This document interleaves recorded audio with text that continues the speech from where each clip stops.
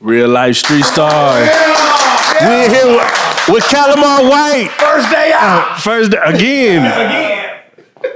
Not again. This is the first day out, the first time. Yeah. Dang, bro. Man, we actually had an interview that got vaulted because somebody lost the footages, and then your ass got locked up, nigga. What happened, bro? Hold on, we got to start from the beginning. Oh, that's right. The first interview gone. Yeah. So Okay, let's start from the beginning. Let's start from the top, bro. Okay. That bitch gone for real? Nah, that bitch gone, bro. I don't know what. Technical difficulties. But it don't matter because you here now. And you with us. Yeah. And you still repping OCDA. Oh yeah, this is my company. This ain't going. This is a real company. and I deal with real complaints. Like this ain't no act. This is my company. You know, the company took a hit, but we still going. Okay. And that's what happened to all great companies. You know, don't no great company don't have no struggles and no hardships. They say you're not a boss until you take a loss, right? So let's talk about it, man. Calimar White, you back on the couch for the first time. Yeah. Let's go through the origin story briefly. Okay. Where you from? I'm from St. Petersburg, Florida. Oh shit, you from Florida? Yeah. We got Will Packer, Angela Bassett, Rod Wave, then me. And hurricanes, nigga. Yeah. Did you have to deal with that growing up? Yeah, my folks had to deal with that. See, growing up, it was always like a story going around. Like the Indians put a spell on our land to where like hurricanes will go around. And ever since I was a kid, hurricane used to always go around. It'll be coming straight at us, then they'll go around. So this time, my folks, they ain't take it serious. Cause like Milton wasn't playing with their ass. So everybody was just did the normal, just like got sandbags and boarded their shit up. But oh, they took it real L this time. yeah, because they thought like, oh yeah, it's gonna go around. But this time, I don't know what happened, man. It's crazy because half the people I work with, they work from Florida. So I actually got to see it real time with people like having to like figure shit out. And I was like, that seems too stressful. Why would you want to live somewhere where that could happen? Yeah, nah, cause it's Florida beautiful. I know for sure. Especially St. Pete. We got beaches and everything. That's crazy. So growing up in Florida, man, what was life like in Florida? Well, I grew up a single child, so I ain't really had like no brothers and sisters and shit like that. Yeah. I used to always play with my cousins and shit. Like we stayed in the hood and all that shit. So then we moved to Jacksonville, Florida, 6th grade to 10th grade. That's where like I lost my virginity and shit. Like started smoking, everything, all that shit happened in Jacksonville. And then I moved back to St. Pete because I was too much for my mama and shit. So she was like, you need a 2-parent household type shit. So I moved back to St. Pete with my godparents my junior year. And then that's when shit like really got on the chain. Like that when like jail and shit started coming in. And then, but I finished school though. So do you think it was like you was a product of your environment, or you was just a badass kid? The latter. And being a follower. You feel me? Like, that's all the nigga was doing, just being a follower. Like, I ain't even had to do that shit, really. So for those who don't know, what was it that you got into that led you down the path to go to jail? Just doing mischievous shit. I remember one Halloween, goddamn it, you know how, like, you throw eggs at cars and shit? Yeah. Like, it's like the old school Haitian. Yeah, we were doing that. I think I was in, like, I had to be, like, 7th to 8th grade. We throwing eggs at cars. I'm with the older homies and shit like that. They got the girls and shit. They in high school, so here I am trying to fit in, being a follower. So I'm like, man, let's take it up a notch. Let's just start throwing rocks and shit at these cars. So goddamn, so look, nigga, I find the biggest rock, cause the cars like they coming on. So like I find nigga the biggest rock, car coming. I throw that bitch. All you hear, boom, then So I'm thinking everybody finna run, cause that's what we were doing with the egg. That's why it was fun, cause we throw the egg and then we run. But nigga, I threw that rock, everybody stayed, and all them niggas told on my ass.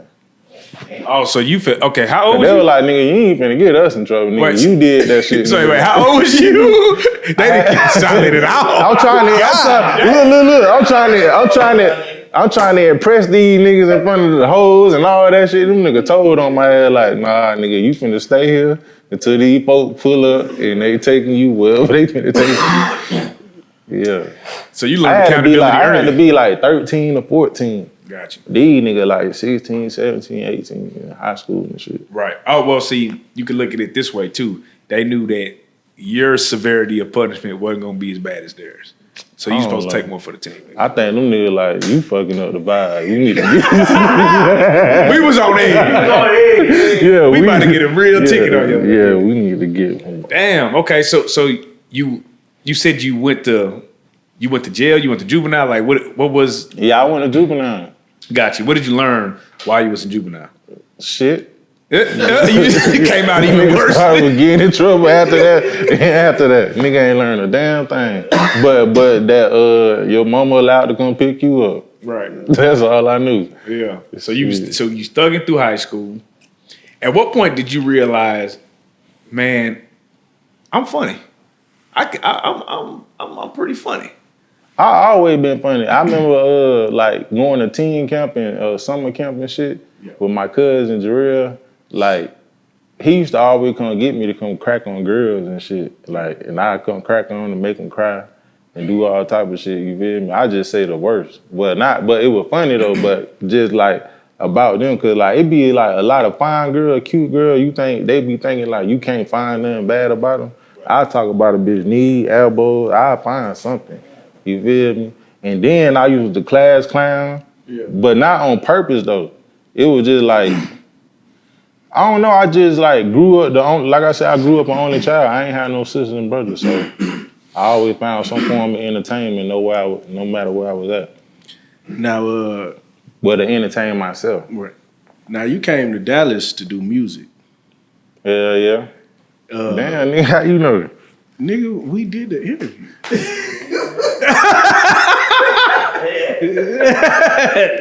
He said, "How you know that, nigga?" Well, you know. I be thinking that's so far behind me, but it ain't been nothing but a couple years. Yeah. So you was on the rapping at first. What made you get on that?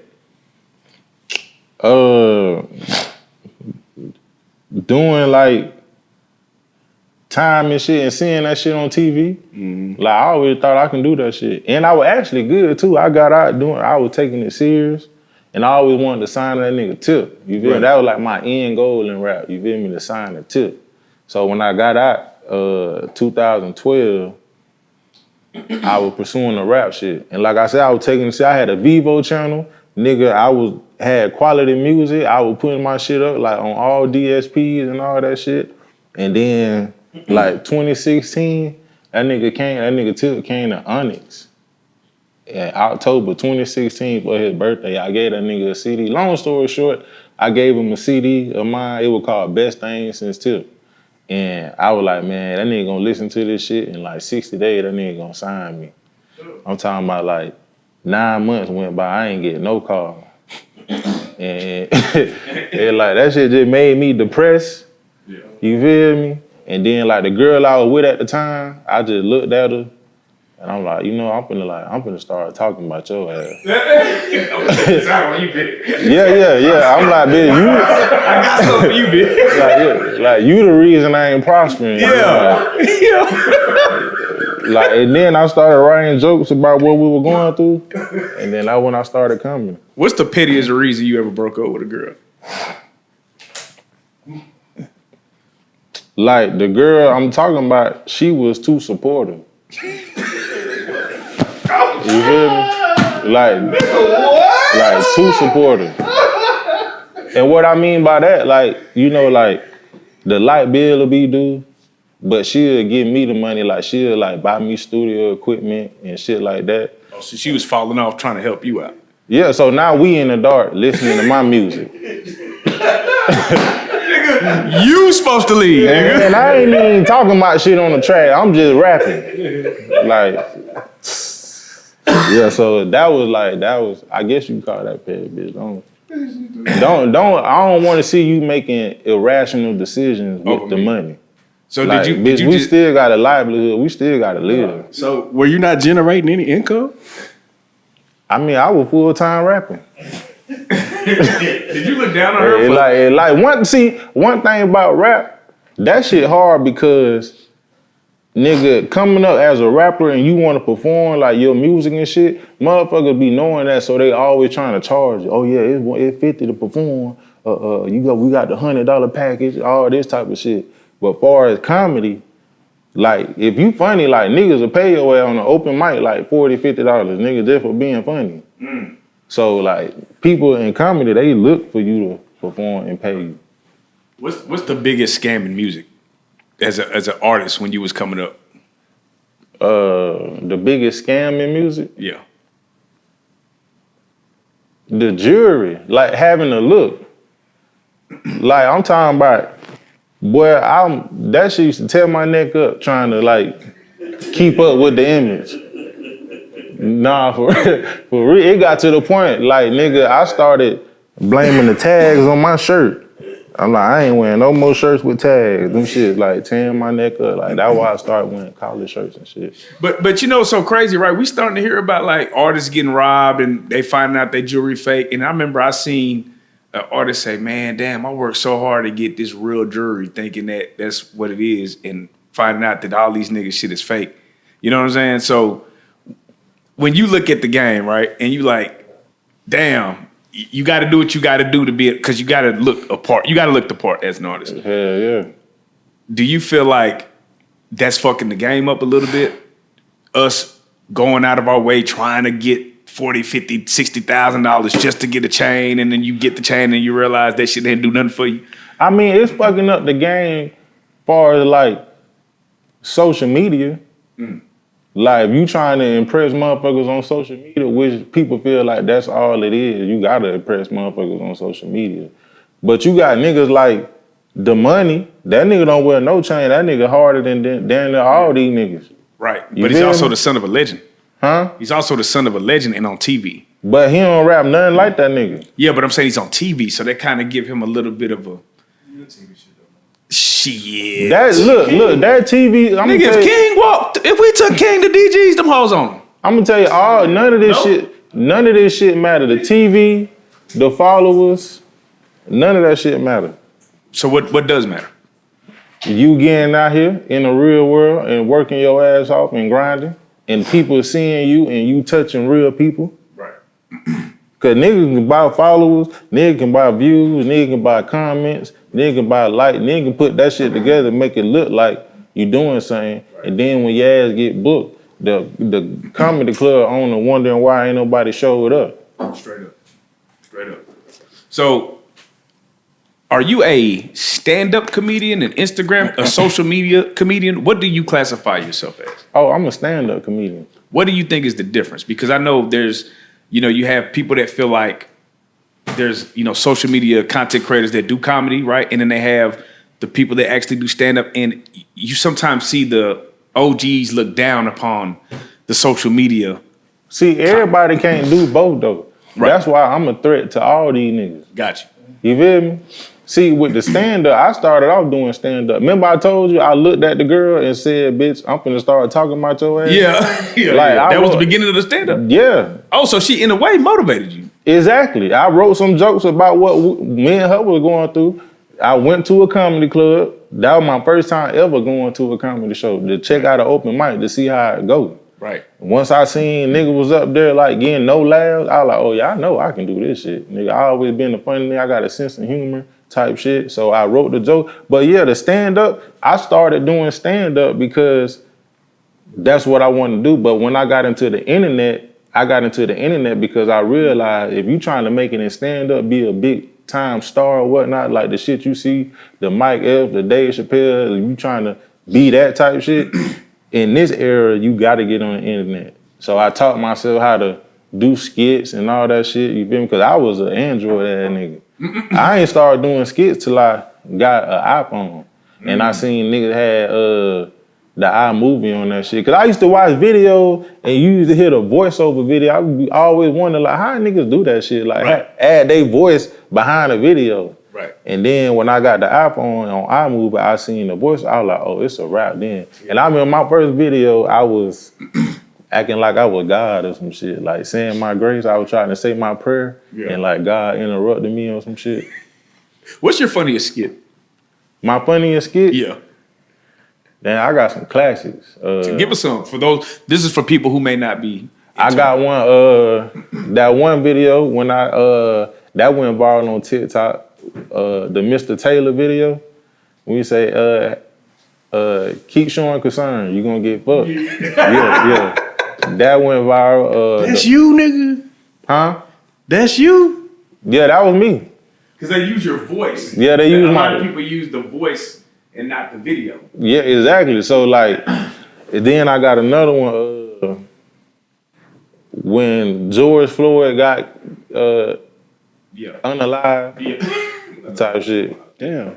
When George Floyd got unalived, everybody was protesting and shit. Yeah. I went out to a protest with a sign. It said, "Y'all still ugly." That went viral. Wait, that's a skit? Or that was just real? You just documented some shit? That was some real shit. You know what I'm saying? See, I always had in my, I told myself, I'm gonna do skits. I always had that in me. Like, I need to get out and do like real stunts type shit. Then I got one where JFK got killed at. Right. I'm down there cussing out white people. You know how they be having all the tours and shit?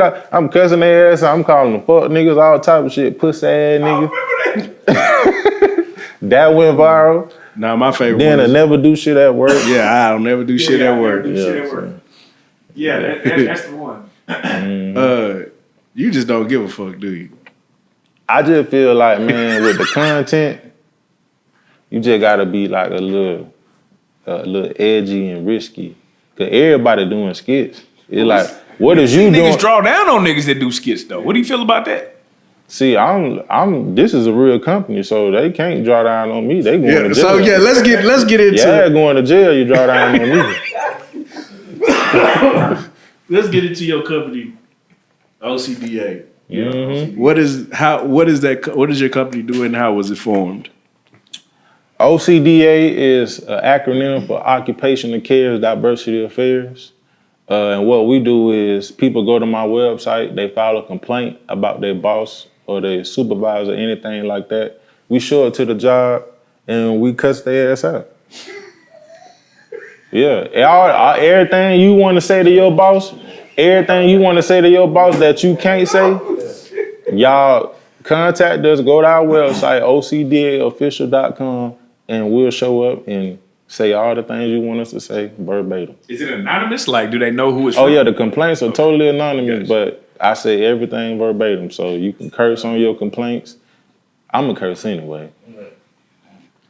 How much do you charge for this service? Right. Oh, the file of complaint is $5.99. That's it, but I don't charge no service. I try to look out for people because I just want to be a voice for the people. And one thing about this, okay, you know how you asked me about the stand-up and the internet comedian? Right. See, with the internet, when you doing skits, nigga, you can press, if you don't like it, you can press stop and then record it over until you get it right type shit. Right. But on stand-up, you in front of one audience and you got to make them laugh right then and there. Right. So with my videos, nigga, it's an element of stand-up in my videos.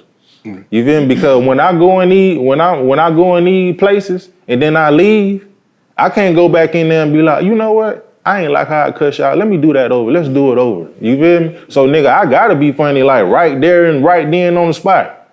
And that's what's unique about my shit. Now, when you go into these offices, people are pretty much always very cordial to you, even when you cussing them out. They're trying to figure out what's going on and how do you stay in your professionalism during it, and not be like pretty much be like, this shit funny, like these motherfuckers really taking this shit serious? Cause I take it serious. I take my job serious. Like I ain't going in there playing. Half the time I don't be knowing what I be saying until I go back and edit the video. Then I get my little laugh. I'm like, damn, I said that. Like you feel me? So that's why you don't see me laughing and smirking in there, because in my mind, like I'm at work. Yeah, I'm really taking care of a complaint and I'm really at doing my job. So I ain't got time to be in here laughing with these people. Has anybody ever tried to get aggressive with you for Oh yeah, a white man. And then it's what's so crazy. As soon as that video dropped, that's when the feds show up at my house. Yeah. Because you went to the feds for this. Yeah. Talk us through that. Yeah. So nigga, the Fed showed up. Like I say, after that video, I don't know if it had something to do with that, but it was just like, damn, like they showed up 30 deep, like I was a fucking kingpin or some shit, like I was fucking Chapo or Diddy. Niggas had rifles and shit drawn. Nah, for real. So when they pulled me out and they took my phone and shit, cause that's what they said they were coming to confiscate all my electronic devices and whoop the whoop and all that shit. So when they got me to the truck and they seen I was cool, that's when all the snipers and all them niggas left and all that shit. Said sniper. But when they pulled me out, it was nigga had their guns drawn and like. Small team always got two. I'm like, bro, I had to tell them like, y'all do know I'm a comedian. So they didn't do no kind of research before they came to your house? Of course they did research. They was there for cause of the OSHA shit. So it was the Department of Labor. And I ain't even know that. I thought the feds was like FBI type shit. Yeah. But he was like, nah, it's like different sectors of the federal. So this was the Department of Labor. So did you go to like a government building or something? I went to county jail and they held me in that bitch for a month till I got a bond. They gave me a bond. I mean, no. What the building that you went into? Were you custom like? Was it a government building? Like, why do you think the feds got involved? Because I was saying OSHA, but on my name tag, and they took my name tag, it said OSHA, and I didn't know that was like a federal company. Oh yeah. So OSHA. it was like a person named a federal officer. And I want to tell them right now, I don't want nothing to do with them. I'm sorry. Yeah, I'm sorry. Y'all got me. Like, and no wonder why people was taking me so serious, because they fucking serious. You know, because when I watched one of your videos, you said you was with OSHA, and I was like... But I be saying OSHA. But when they look at the tag, they be like, oh, OSHA. Yeah, but OSHA ain't no bullshit. I ain't know that. But I did not know that. Yeah, OSHA. That's why. Like from now on, the videos now, I'm not saying OSHA is occupational care diversity affairs. But see, because I wondered, nothing affiliated with OSHA. We are not affiliated. Because I felt like that was kind of the reason, like motherfuckers was taking you serious, because you say you were OSHA, and motherfuckers like. Oh, they gonna take me serious when I hit them with the occupational care diversity affairs. They still gonna take me serious. So while you were in jail, did you was like, I need to something. Man, when I was in jail, man, it was like officers in there that knew me. They wanted to take pictures and shit. They were like, then I was going to court. So we go to court with the females. One female, she came out there. She was like, your name Calimar White? I just put my head down. I'm like, bro, this is not the place to be getting recognized. Yeah. Then officers, like I said, officers knew me. They wanted to take a picture, but they knew that they were like, I can't right now, but I sure wish I could take a picture. I was like, nah, I'm looking rough, and this is not Ratliff. How long would you have to been in there before you start trying to hit a guard? How long would you have to been in there before you start trying to hit a guard? Niggas trying to hit a guard, they third night. Niggas just horny for no reason. Just want to be in jail, want to just like, and niggas be in jail lying about everything. Like what? Give me a story. Like about what they had, they do music, and niggas like, they got the tablets now. That's what niggas fighting over now. Niggas fighting over tablets in jail. Like now. Straight iPads and shit? Hell yeah, niggas like, why yours ain't dead? Like full access to YouTube and everything? Nah, it's shit you gotta buy and shit. Oh, okay, gotcha. Niggas, that's what jail stand for. Like how I say niggas be lying. Yeah. Jail stand for just another inmate lying. That's what jail stand for. Did you coin this phrase? Or is this an exclusive? I ain't never heard this one. Yeah, just another inmate lying. That's what jail stand for. Niggas be lying about everything. So was you in jail cracking jokes? I was writing jokes. Okay. And one thing about, like I say, they got the tablets now. Yeah. Like, I ain't gonna lie, like, the commissary, they don't upgrade the commissary. Like, back when I was going to jail, like, they just had, like, they ain't really had that much. But I was just browsing through that shit. I was like, far as, like, religion shit go, back in the day, they just had, like, the Bible and, like, a little Quran or some shit like that. But now, nigga, they got the Bible, they got the rug, they got the kufis, they got the Jewish beads. Like, boy, I ordered all that shit. Yeah, but I'm talking about, because I want all that spiritual energy around me. You had a Bible and a Quran? Boy, I was on my bed, Bible in my hand, kufi on my head, Jewish beads around my neck. I'm calling on all the gods for redemption, nigga. Like, I was trying to pray and study my way up out of there. Nah, for real, but that shit was real. Cause like I said, I've been in jail, but this time was the time I felt it the worst. Cause I'm like, damn, I got a lot to lose now. Right. You feel me? Was any of the inmates in there with you trying to get you to be funny? Hell no. But some of them niggas knew me and shit. They was like surprised and shit. Hell yeah. Niggas like. They put you in gym pop? And then when hell yeah, I'm going, where else I'm gonna go? I'm just a regular person. Yeah.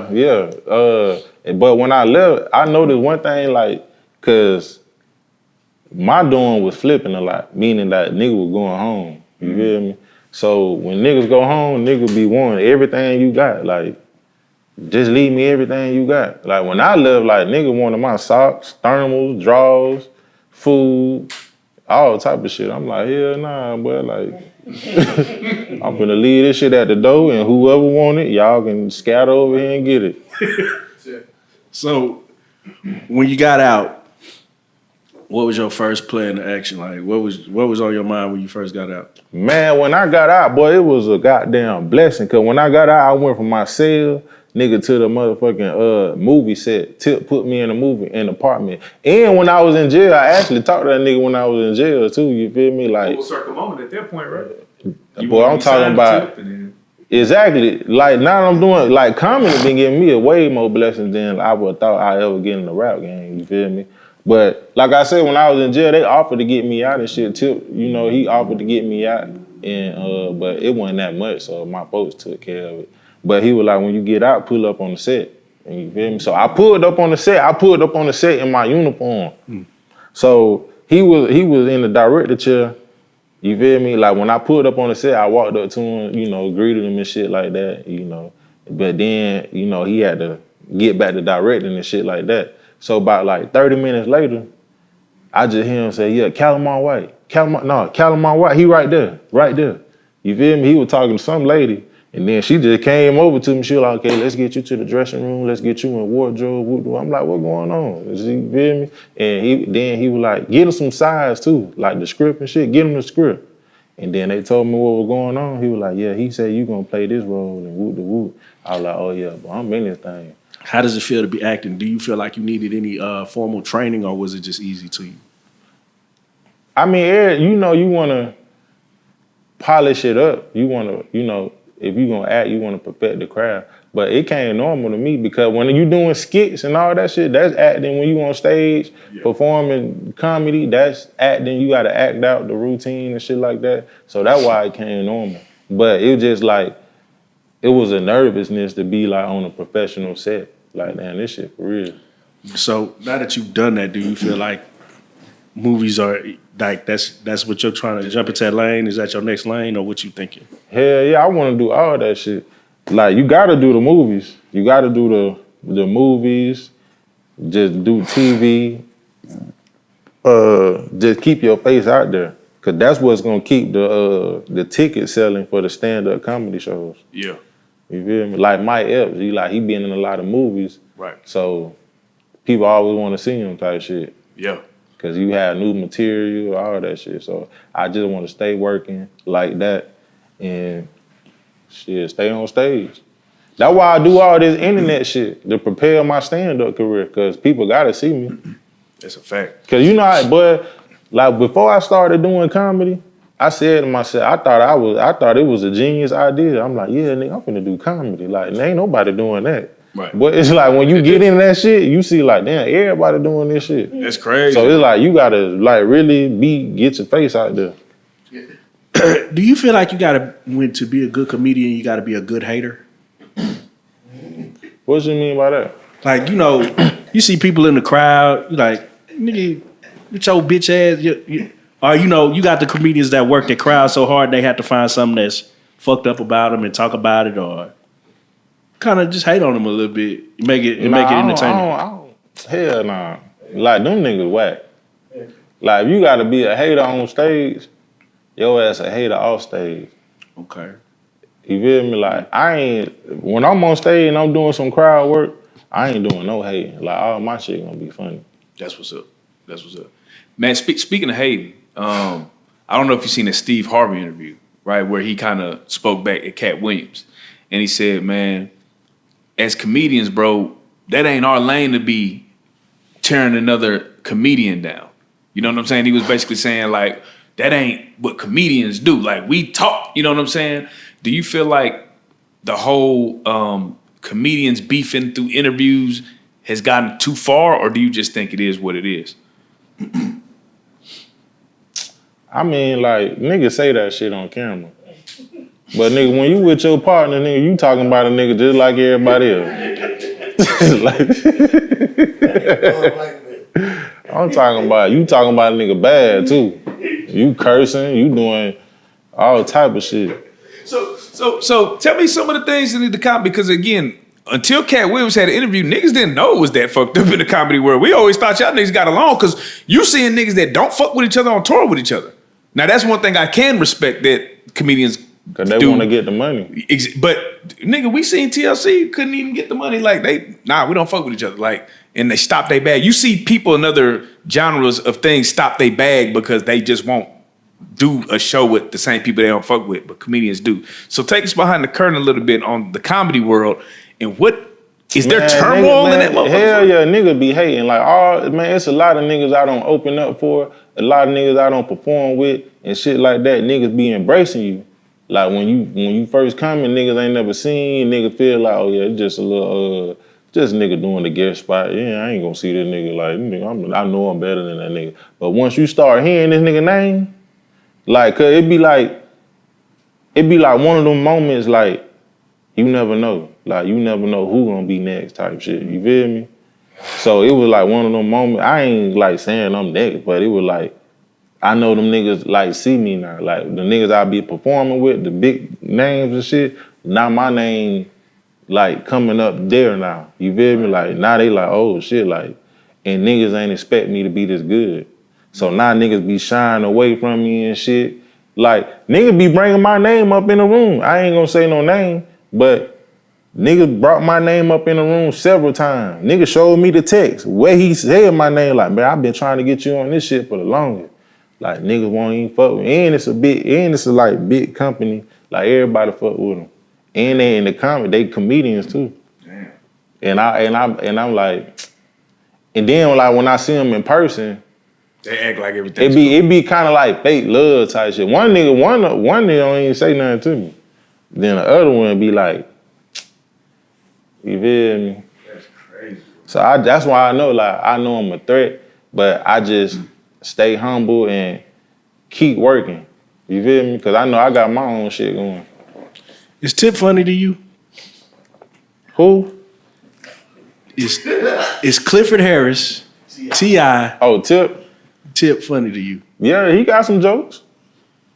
Yeah, he like I see him. That nigga said he got some jokes. Nah, that's like, niggas won't even say that about comedians who ain't funny. Right. Like, if a nigga say you got some jokes, like, shit, you got some motherfucking jokes. And plus, I see him working out in the rooms, the trenches. Mm-hmm. Like, he ain't going to, like, rooms where people coming to see him and it's sold out. Like, his spot, like Trap City Cafe, niggas be at the bar watching TV.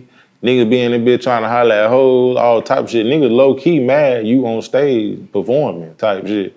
Like, them type of vibes. And he be doing good shit. Man, gotta work the room. Oh, yeah. I just watched the interview. And that nigga just be going up like unexpectedly. That nigga go up and do at least 7 to 43 minutes. I just watched the interview with Cam Newton and Corey Holcomb, and they were, Corey was like, I can't see him as a comedian until he gets to the status of him as he was like a rapper, like until he gets to that. Do you ever think his his stand-up will reach that pinnacle where to match his rap fame, his rap success? If that nigga come out with a good special, like Urban Legend, Yeah. that nigga come out with one of them, you feel me? Yeah. Niggas will respect me. For sure. All it is a good special. You feel me? Niggas will respect me. But you know, every comedian got their own opinion. Right. Like I can't like how he said he can't respect them until he come out, until he reached the status of how he was in the rap. Like to me personally, I can't respect a comedian if you ain't working out in the hard rooms. Right. Doing open mics. You feel me?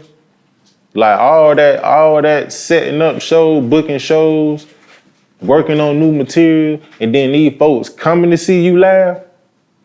Like you don't know if that joke good or not, because these folks came to see you laugh, so they gonna laugh at anything. Nigga, walk your ass in them spots where people ain't expecting you at all. And you just go on stage and you wanna decide you wanna tell jokes tonight. That's when you know if that shit funny. That's real. That's real. Who do you feel like is a comedian that's underrated? I got asked this on the one podcast and I said K-Dub. So I'm gonna say, what you mean underrated? Like if they not a big star? Like they putting that work in, they on, you see them, they going crazy, but they just not, people ain't saying their names, they not getting mentioned, they not getting the recognition. Shit, me. Shit, me. Nigga, you are in a movie, nigga. You getting recognized. Yeah, that's a blessing, but it's deeper than that. Yeah. Now It's way deeper than that. Now in your bio, Yeah. you got CEO of OCDA, stand-up comedian, actor, writer, prostitute. Oh yeah. Big on that. Yeah. Why is that in your bio? Cause we all prostitutes. You feel me? We all gotta sell ourselves in some shape, form, or fashion. Okay. When you get a job interview and you gotta go interview, you gotta sell yourself. Yeah. So that's why I say I'm a prostitute. So, but people be thinking sexually and shit like that, which I want them to think. But will you sell some sex at this point? I have before and bought it. I did both. So how much is too much? How much? How much is too much to pay for the coochie? Hold on. I get it. Me and my homeboys was talking about, we had a guest on here. Her name was Janice. Mm-hmm. Very special young lady. Love her to death. I think we all know who this. My homeboy was like, well, what would you? I said, I'd give her 10 bands. He's like, 10 bands? We were saying, You the hypothetical was this. You're $1 billion up. You're a billionaire. You're a billionaire. A billionaire? You're a billionaire. This is the. So we're playing with B's, right? And we were trying to figure out what type of trick would you be at $1 billion, right? You got some niggas that's just gonna put the girl up in the loft, whatever. But you got some niggas that are stingy. You got some niggas that just gonna pay for it. So we were trying to figure out what type of trick would you be at $1 billion. And I'm the type of trick that'll just hand you your money right up front. I think see. Yeah, what type of trick would you be, bro? See, I ain't lost the value of $1. See, we live at $1 billion, nigga. No, Listen. I say I ain't lost the value of $1, meaning that we living in a time where people think money ain't nothing. Oh, yeah. Like you seen who said that like $1 million is the new 100,000? Who said that? Like no, 100,000 nigga is 100,000. Yeah. What the fuck? So if I was a billionaire, like I remain down to earth. Like if I identify her needs and I'm gonna give her that with a little extra. So if she need like 1,500, yeah, I give her 3 bands. Like I ain't finna just give you 10,000 just to give it to you. I don't care how much money I got. Like cause I got family members, bitch. I got kids. Like cause in my mind, once I give you that money, like I don't did it before. Not 10,000, but I don't gave a bitch some money, and then I go to feeling like, damn, I could have gave my daughter that shit. Like There's a like bitch, like you feel me? So I give bitch what they need. Yeah. So, but there's a level of money that you can attain to where money stops being it starts being imaginary. Okay, really, I'm gonna tell you what really. But it's gonna always feel like that. Like if I get her 10,000, I'm still gonna feel like now I still could have gave my daughter still gonna need something. So we were every day. This is what we were trying to figure out, right? We was like, damn, bro, when you start looking at these ditties and the what's the Abercrombie and Fitch? We was like, damn, all these niggas got all this money, and it's just like, at what level of money do you just turn into that level of perverted? And I'm gonna tell you something. Look, if you get like you say, he gave her just 10,000. Yeah. If you giving a bitch that type of money, like just to get to her, that means you want to control her. And I don't want to control no female. Cause if you get like a female gonna feel like, oh, he just gave me 10,000, like I'll do anything with it. Like, and then gonna start manipulating your dumb ass, right? Cause you think you finna get another 10,000. Now it don't trickle down. The nigga can get you 1,000 now. Now, you know, it's so funny. You might feel a different way because they always say a way to a woman's heart is laughter. So you being a comedian, tell me about a time. Give me a scenario in a time where you used your comedic skills to get something bad, nigga.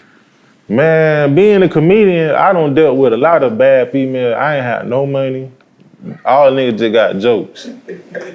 Jokes and dick. That's all nigga got for a bitch. Jokes and dick.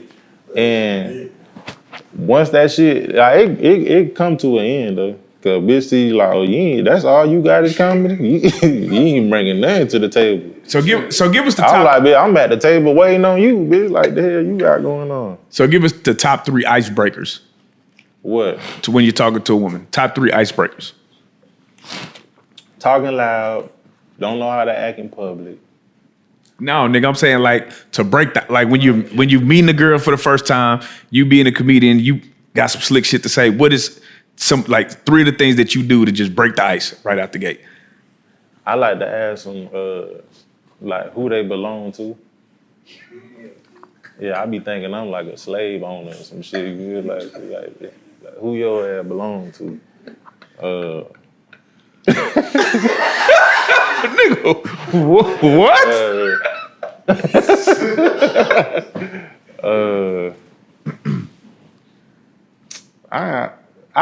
It's cliche, but I done did it before and it worked. Like I don't ask a girl, like, you want a drink? You know what I'm saying? Yeah. And that shit worked. Like, you know, you see it in the movies and shit like that, but it really worked. But I bet if you said, do you want $10,000? Yeah. That bitch, that's 100. That's 100 for 100. That's elite trick. That's elite trick. See, if you want a drink, if you accept the drink, then I know like you will take $100. Yeah, for sure. A bitch who want 10,000, like, I don't want no drink. Yeah. Right. You need to.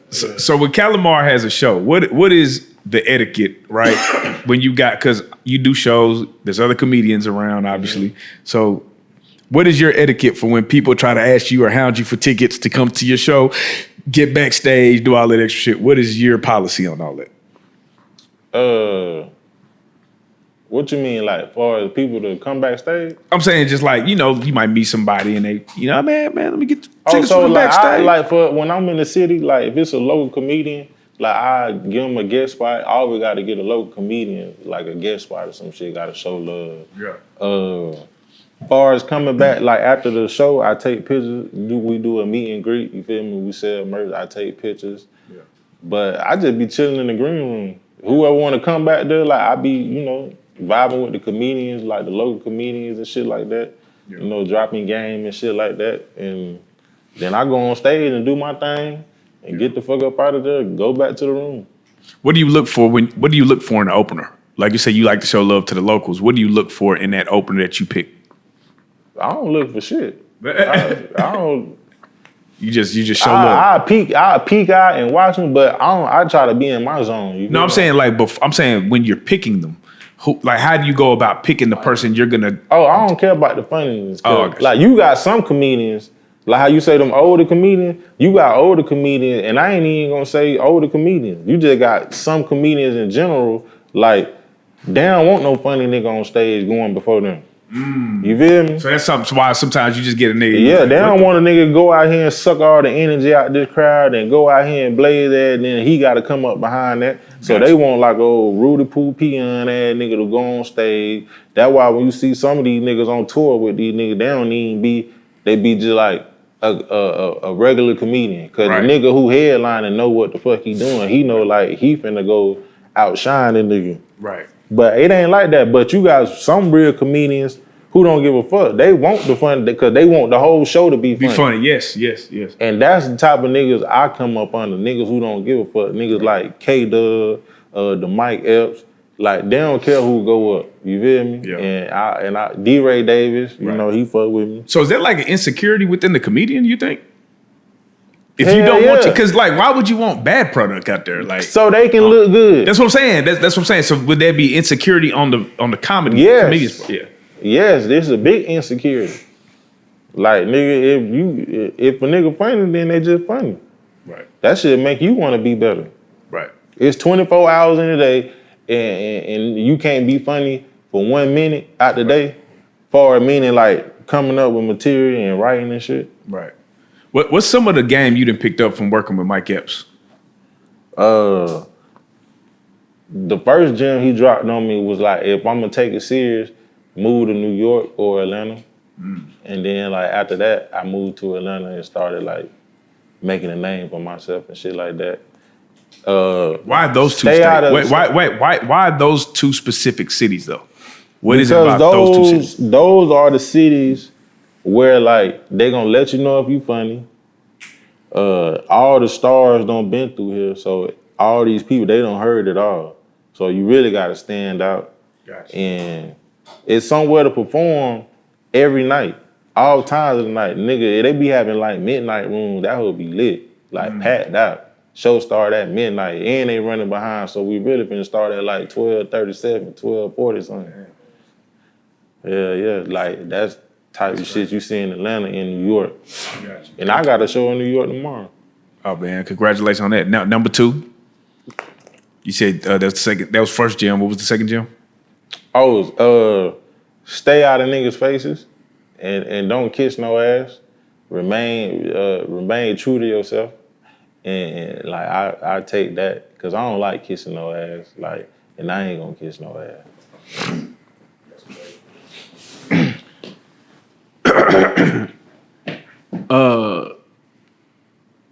You see what's going on with the world seeing the downfall of Diddy and all the shit.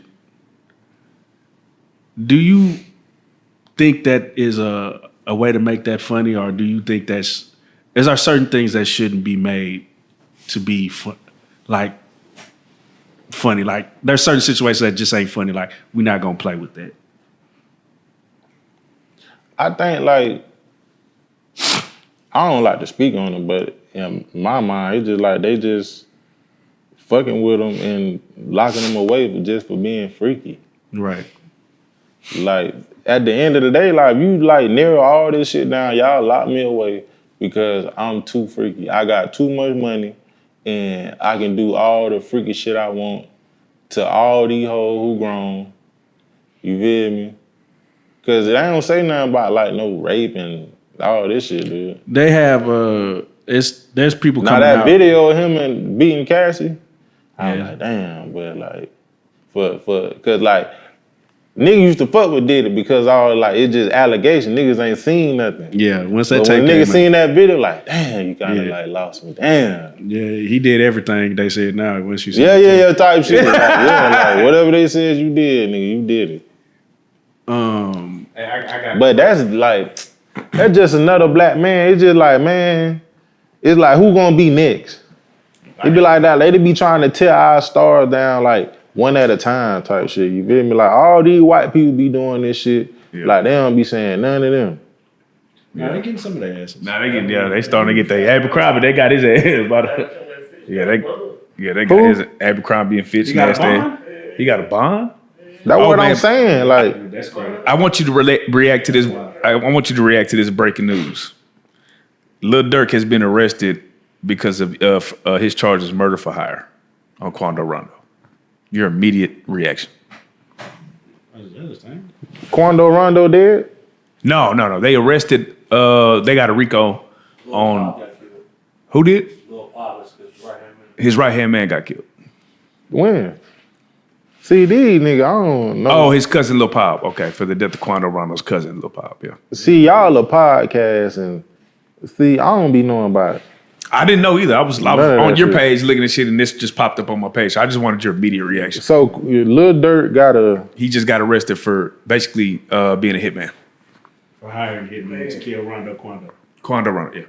But Quando Rondo not dead? No, his cousin died. Damn, so I don't know, man. Like, I just hope they don't try to do him like Young Thug, like how they kept him in there for a long time. At least, they finna hide Durk. At least give him a bond and. No bond. It's federal.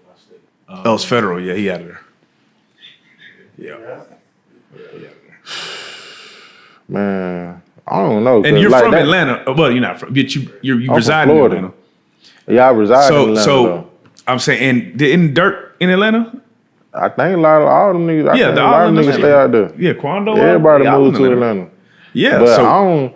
To be honest with you, I don't be keeping up that rap beef stuff. Right, but I'm just curious. Do you? Is it one of those things where the city feels it? Like when the YSL trial happened. Hell nah, because everybody think they're a celebrity. They want to be arrested. Like, well, I ain't get arrested. Shit, like, many bodies out of That's crazy. Everybody want to be a celebrity in Atlanta, but for real, what? Is that what it is? But they like niggas will see Future and be like, why niggas ain't looking over here? Like, oh, so it ain't. Niggas want to be everybody. You would think everybody. When it's like, I ain't gonna lie. Cause when I moved, it's like once you move to Atlanta, it like that spirit just come over you. Like, damn, I gotta be something. You feel me? Like, nigga, I gotta make something shake out here type shit. So that's why, like, it's really like that. You know, like I used to believe it was a myth. Cause I used to hear it all the time. Like, you need, if you want to blow it, you need to move to Atlanta. Like, I'd be like, man, y'all just be saying that shit. Then when I moved out there and it seemed like it's like hospitality, everybody want to see you win, but you do got like the slick shit type shit, the hate and shit. Right. But as a collector, you don't hear about it because they keep it in the city. Got you. So from that aspect, it is unity, but inside the city, it's really just like everybody. Yeah. It's unity, but everybody think they somebody that they not in Atlanta. That's crazy. And niggas are finesse your hair. Females too. Like females be acting like they got money, but really they got a nigga they fucking with who really ain't fucking with them. Just using them as a mule and just giving them money and shit, putting them up and the whole board and want to have fun. That's crazy. But as soon as that nigga go to college, she gotta drop everything she doing.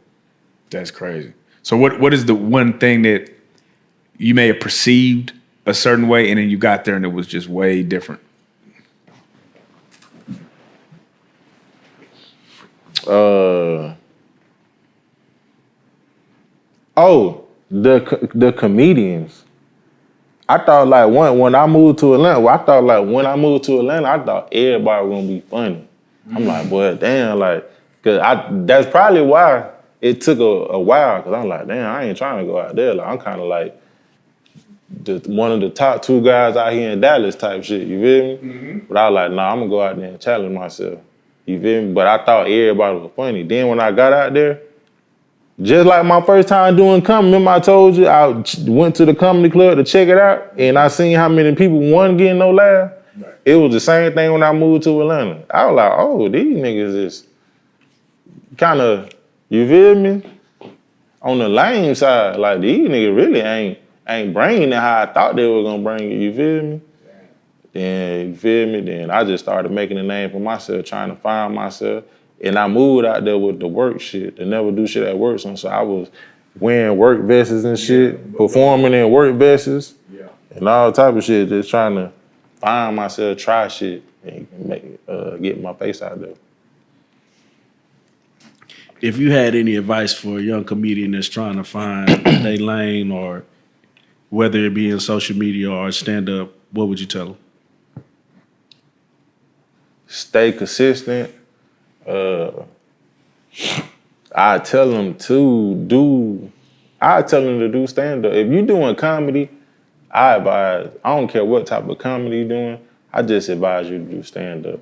Because once you get good at stand-up, all the extra shit is gonna come. And then you can use that, later down in your career to get bookings for stand-up. Like I said, like when Mike do the movies and all that shit, like people gonna always want to see you. Cause they might not even fuck with stand-up, but nigga, you might be in one of their favorite movies. So they coming out to come fuck with you. Man, that's crazy. You got any shout outs? Yep, shout out to God, man. Amen. Without, Which God? Yeah. Huh? Which God? Up above. Yeah. Without him, none of this would be possible. Shout out to all my well-wishers. Shout out to my supporters. Shout out to my company. You feel me? And shout out to my team. Yep. Are you still, when are we gonna be getting the videos of you, Probably starting next week. I was editing some today. So starting next week, you feel me? Because, right now we doing consultations. I go on live and people come on live, join my live. That's kind of going up too. Like that's gonna be big. Like the consultation. Like people be joining my live telling me all type of crazy shit. I remember you also said that you were looking to hire. Are we still in that phase? Have we still? Oh yeah. We still looking to hire agents. We looking to deploy some agents in May of next year. Okay. You feel me? So yeah, we can looking to deploy some agents in May because I can't keep going out in the field because I know I'm gonna probably be busy and shit. So for sure, we definitely looking for agents to deploy. And what can the people be looking forward to as far as what you shows and events or movies? What can we? Oh, speaking of movie, man, I got my team, my agency. They working on getting me an audition for the new Friday movie. You in that bitch? I gotta be in a new Friday movie. You got to. There's a new Friday movie? Yeah, they're working on the new. Oh, this is confirmed? Yeah. So I'm trying to get an audition for that. Then we gonna get that. We as soon as you. We got the tour coming up, 30 city tour. OCDA tour. Like I say, I fly to New York in the morning. Then we with Mike Epps this weekend in Austin. Then LA next Monday. Yeah, we just got more shows coming in. We booking shows. We ain't gonna be in Dallas because me and Jeff, we trying to be in there. Yeah, we trying to get it. My team, they trying to put a show together in Dallas right now. Yeah, let us know because we definitely come support them. Hell yeah. I'm gonna buy a ticket. I appreciate that. I'm gonna hope you give us one for free. Yeah. Real shit. We gonna buy some. We in. Brother, we want to thank you so much for coming again, bro. We will not lose this interview. Y'all just finna say, put this bitch out for y'all lose. Nah. We gonna put this bitch coming out for sure. Yeah. I think we gave it to OD. We want to thank you for coming to sit down with us again. Oh yeah, and just talking to us, brother. You funny as fuck, bro. Appreciate you, man. I appreciate y'all having me. I've been fucking with y'all for a minute, man. Yeah, bro. Ever since I've been when I was rapping, I used to try to get on here. Yeah, I used to be mad. So I'm like, they letting all these lame. My music way better than theirs. You funny. You funny. But I was like, but then I say with comedy, like I've been getting way more opportunities now that I do comedy than I would. I ain't getting no. I ain't gonna lie to you. If we'd ever had you on here as a rapper, you probably wouldn't have did as well. They wouldn't have did nothing. Yeah. The part is, we all rapped. We got way more opportunities doing this shit. Yeah. See, that's what I'm saying. You gotta do something different. Exactly. And then when you're a rapper, you go to jail. Dallas gonna make you do something different. Don't come here trying to rap. But the funny part is that you use your rap on your skits, nigga. Yep. Yeah. Man. Like I said, man, you are a shining star, brother. I can't wait to see what you go do. When you in the Friday, we gonna come turn up in the premiere in that bitch. Because we know you gonna get there. Like we just did it, nigga. Supreme host shit. Hey, I'm probably gonna have to come back because I'm gonna have more shit to talk about. For sure. Redo that bitch. And here's the best part. Calimar White, you are a real life street star.